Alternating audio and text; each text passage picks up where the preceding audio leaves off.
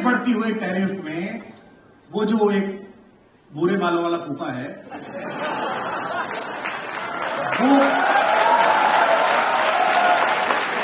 वो क्यों चिंतित है, वो क्यों परेशान, उसने हद कर रखी है। तो दिन में 3 ट्वीट हमारे प्रधानमंत्री को करता है। बस अब वो यही कहने वाला है कि अगर तुमने मेरी नहीं मानी तो मैं नस काट लूंगा। अरे भाई, तुझसे कोई बात नहीं कर रहा, तो अपना काम करे। एक स्वाधीन देश है और दूसरे प्रकार का नेतृत्व है। इस पर आपको अध्ययन करना पड़ेगा कि बढ़ती हुई टैरिफ की धमकी के बीच भारतीय अर्थव्यवस्था का कैसे पुनरुद्भव संभव है, कैसे हमारा छोटा काम करने वाला, मध्यमवर्ती काम करने वाला, जिस पर आप बड़ा काम कर रहे हैं, मेले लगा रहे हैं, उसको आप कैसे खड़ा कर सकते हैं। मैं सुबह उठता हूं तो पहला कोलगेट मुझे बाहर का मिलता है, मुझे पहला ब्रश बाहर का मिलता है। ब्रश नहीं बना सकता क्या भारत? एक रेजर नहीं बना सकता? यह अच्छा अवसर मिला है। मुझे आज भी याद है कि अटल बिहारी वाजपेयी जी ने पोखरण का विस्फोट किया था और इसके दूसरे वाले जो फूफा थे उन्होंने हम पर बैन लगाया था। उसके बाद भी हम जीवित रह गए थे, क्योंकि इनको ये नहीं पता कि हम महाराणा प्रताप की उस वंशवेल के पुष्प हैं जो घास की रोटी खाते थे। हम मुख्यमंत्री के खिलाफ चुनाव प्रचार कर सकते हैं, उनके खिलाफ लड़ सकते हैं, प्रधानमंत्री के खिलाफ लड़ सकते हैं, लेकिन विश्व का दूसरा कोई महनीय अहंकारी शासक अगर मेरे प्रधानमंत्री से लड़ रहा है तो किसी पार्टी के व्यक्ति से नहीं लड़ रहा है, वो भारत से लड़ रहा है। वो भारत का नाते उसके साथ। मुझे बड़ी खोफ्त होती है कि बंबई में एक दूसरे कैडर के अभिनेता, पहला कैडर का है भी नहीं, उनकी तीसरी पत्नी के दूसरे बच्चे के पीछे आप भागे हुए। अब वो मुड़ा, अब उसने खाया, अब उसने खिलौना गिराया। वो तो उन लोगों ने सुविधा नहीं दी, वरना बाथरूम में भी जाए। मैं ये नहीं कहता कि सूचना नहीं मिलनी चाहिए। अब आप क्या कहते हैं, लोग ऐसा देखना चाहते हैं। नहीं, लोग देखना नहीं चाहते। आपने ऐसा देखना सिखाया, आपको ये सरल लगी, आपको ये बात बहुत अच्छी लगी। हाँ, टैरिफ बढ़ती हुई टैरिफ में वो जो एक भूरे बालों वाला फूफा है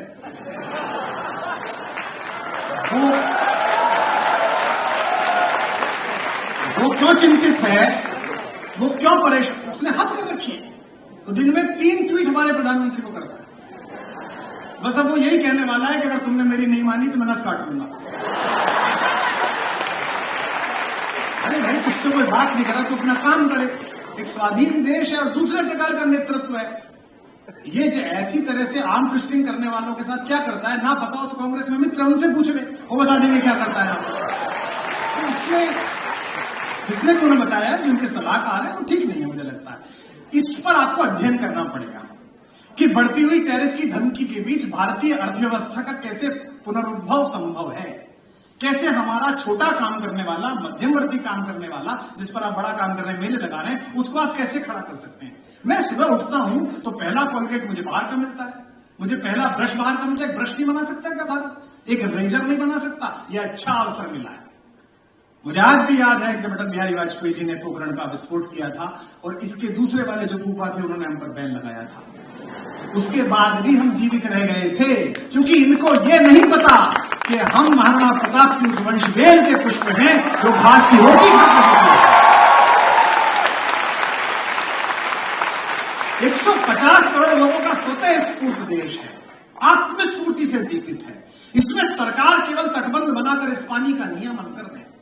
और एक बात मुझे बहुत अच्छी लगी, जो मुख्यमंत्री जी ने कहा कि हम तो जो भी सीट बेल्ट बांध देता उसके साथ है। शिक्षा के हर परिसर में मैं यह कहता हूं, विधायी रूप से आप इस संस्थान के सर्वोच्च पद पर हैं मुख्यमंत्री जी, लेकिन शिक्षा और कला ये 2 क्षेत्र ऐसे हैं जिनमें सत्ता का नियंत्रण नहीं, प्रबंधन आवश्यक है। नियंत्रण संपूर्ण रूप से गुरु परिवार पर रहना चाहिए, कुलगुरु पर रहना चाहिए, विश्वविद्यालय के प्राध्यापकों पर रहना चाहिए। ये जिस दिन जो सत्ता सीख जाएगी उसी का भला होगा। व्यवस्था जहां सीख जाएगी। हम अभी एक इंजीनियरिंग कॉलेज के उद्घाटन के लिए गए थे, उनके 7-8 इंजीनियरिंग कॉलेज है, बड़े उद्योगपति। उन्होंने मुझसे कहा कॉलेजों में गुणवत्ता नहीं आ रही, मैं गुणवत्ता कैसे लाऊं। तो मैंने उनको एक वैसी बात की, उसके बाद मुझे अब पता है आगे नहीं बुलाएंगे मुझे। तो मैंने उनको कहा कि चेयरमैन साहब, जिस दिन आपका चैम्बर छोटा और इस इंजीनियरिंग कॉलेज के डायरेक्टर का चैम्बर बड़ा हो जाएगा, उस दिन से इस परिसर में गुणवत्ता आनी प्रारंभ होगी। बहुत दिन बाद मैंने एक कुलगुरु देखा है, वो जैनी में विक्रम विश्वविद्यालय में डॉक्टर शिवमंगल सिंह सुमन कुलपति हुआ करते थे। भागलपुर विश्वविद्यालय में राष्ट्रकवि रामधारी सिंह दिनकर कुलपति थे। अन्यथा कुलपतियों की, कुलगुरुओं की आभाएं राजनीतिक अतिक्रमणों के कारण क्षीण होने लगी। उनके निजी अनुभव, उनकी निजी मेधा, उनकी निजी प्रतिभा से तो आपका यह भी सौभाग्य है कि इस परिसर के प्रारंभिक दर्द समझने वाला एक दर्दमंद हमसफर आपको मिला है कुलपति के रूप में, कुलगुरु के रूप में। आपका यह भी सौभाग्य है कि एक ईमानदार व्यक्ति मिला है। ये भी पता है जो पेड़ जहां लगेगा वहीं लगेगा, जो फर्नीचर जहां रहेगा वहीं रहेगा, जो नियुक्ति होगी वो सही नियुक्ति होगी। और आपका यह भी सौभाग्य है कि मुझ जैसा व्यक्ति जिसे अच्छी सरकारें और अच्छे हमारे मित्र भी 35 से 30 लाख नहीं करवा पाते, वो फिर भी आपके बीच आता रहेगा। ये भी आपका सौभाग्य है। तो मैं कुलगुरु जी आपसे अनुरोध करता हूं कि एक समय देकर, क्योंकि अब तो समय की सीमा है, मुख्यमंत्री जी का समय निश्चित रूप से प्रतिपल व्यस्त है, मैं समझता हूं, ऐसी भी व्यवस्था बनाइए कि कैंपस में जिसको भी बुलाएं, आप हमें भी बुलाएं, किसी को बुलाएं, तो एक दिन 1 घंटे के लिए नहीं, 6-7 दिन के लिए बुलाएं, जो जाकर क्लास पढ़ाई जाए, बच्चों के साथ संवाद किया जाए। क्योंकि आपके मस्तिष्क से, आपके तो इतने संबंध हैं नोएडा में सबसे, और हमारे भी सबसे संबंध हैं, इनके मस्तिष्क से ये भय जाना चाहिए, ये अपरिचय जाना चाहिए कि ये फला पत्रकार है, ये तो बहुत बड़े हैं। तो आपको पता चलेगा कि जो बड़े हैं वो भी इसी प्रक्रिया से निकले जहां आप खड़े हैं। आपका मार्ग उनसे भी आगे का है, आपकी प्रतिभा और आपकी चेतना उनसे भी विराट है, और सबसे बड़ी बात है आपकी तटस्थता और ईमानदारी उनसे बेहतर तो है ही, इसकी तो कसम खाई जा सकती है।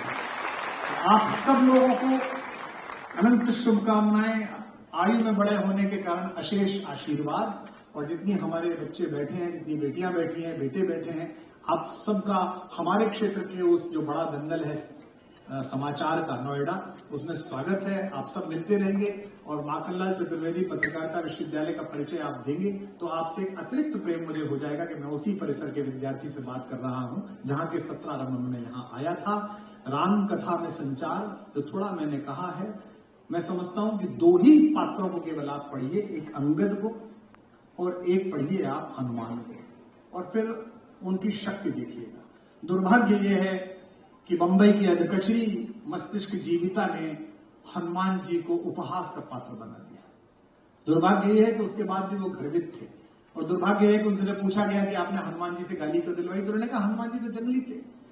अरे आप वाल्मीकि रामायण ही पढ़ लेते, जिनके विषय में वाल्मीकि रामायण में स्वयं प्रभु राघवेंद्र सरकार पहले परिचय में कहते हैं, वाक्यज्ञम मधुरम इदम सुग्रीवम सचिव कपि।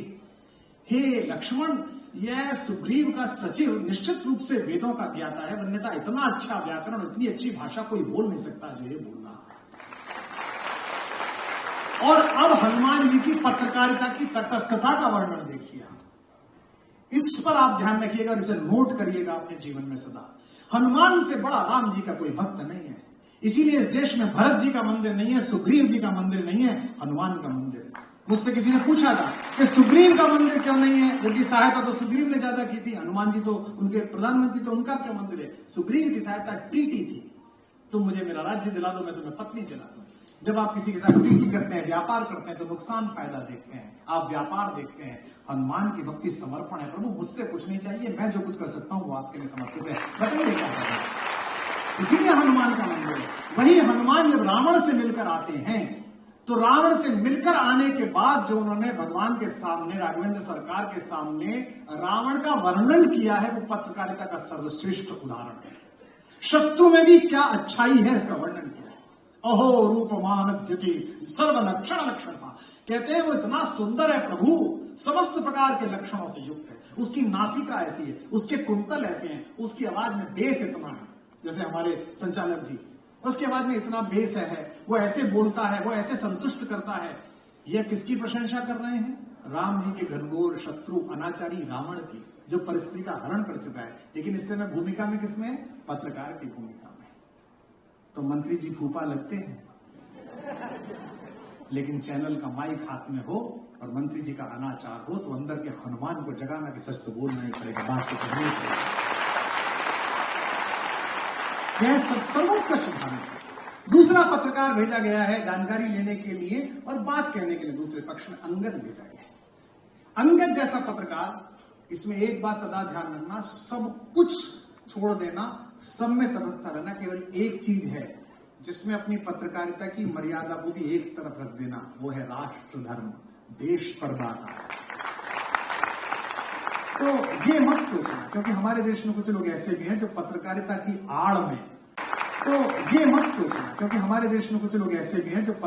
की आड़ में राष्ट्रधर्मिता के विपरीत जाते हैं।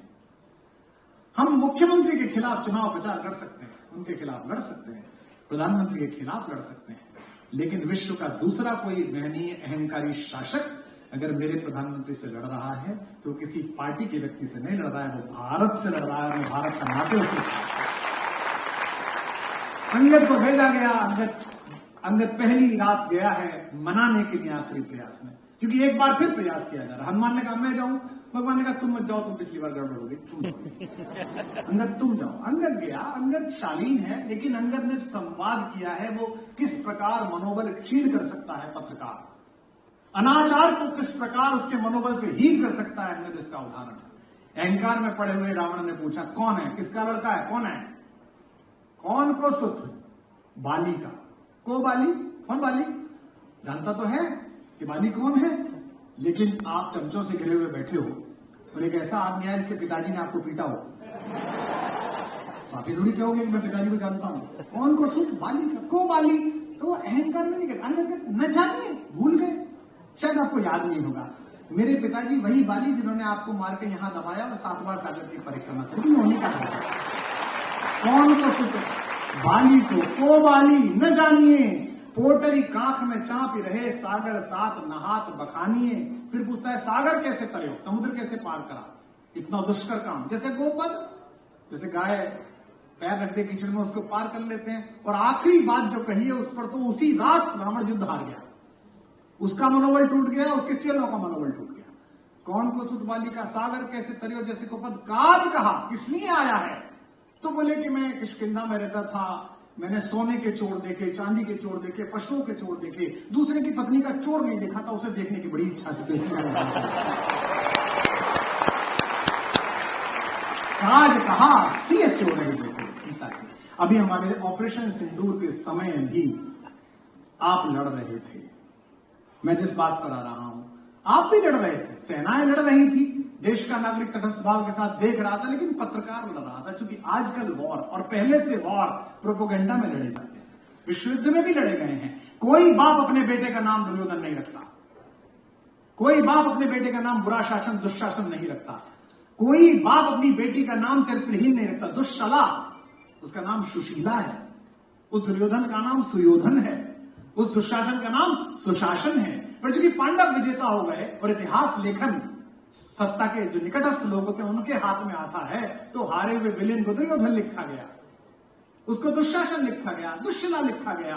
तो समय के वेदव्यासो, आपके हाथ में ये निर्णय है कि जब तक इस युग की महाभारत का निर्णय नहीं हो जाता तब तक आप कौरवों और पांडवों के बीच कृष्ण की तरह खड़े हुए उसी तटस्थ भाव के साथ गीता पढ़िए जैसा उस योगेश्वर ने पढ़ा था, जिसका जन्म। मैं आशा करता हूं कि मैंने कोई प्रतिकूल ऐसी बात आपके प्रति ना कही हो, अगर कही हो तो उसे बड़ा समझ करके मैं आपसे आयु में बड़ा हूं। और इस देश में परंपरा है कि ज्ञान, अनुभव और भाषा में क्षीण होने पर भी अगर आप आयु में ज्येष्ठ हैं तो लोग स्नेहपूर्वक सुन लेते हैं। आपने इसी परंपरा का आगे बैठे हुए लोगों ने निर्वाह किया। मैं कुलगुरु को बहुत बहुत शुभकामना देता हूं। हमारे मेधावी मध्य प्रदेश के मनहर मुख्यमंत्री मोहन जी को, जो महाकाल के सेवक हैं, उनको भी बहुत शुभकामना बधाई देता हूं कि एक अच्छे मुखिया की तरह उन्होंने इस परिसर को जो समय दिया और जो आश्वस्ति प्रदान की वो पूर्ण काम हो। और न केवल भारत में बल्कि विश्व में जहां कहीं पत्रकारिता के सर्वोत्कृष्ट चेहरों की बात हो, लेखनी की बात हो, वहां अंत में कर्मवीर के परिसर से निकला हुआ, माखन दादा के चमत्कार से निकला हुआ कोई ना कोई बालक बालिका मुझे खड़ा मिले। शुभास्ते। बहुत बहुत धन्यवाद।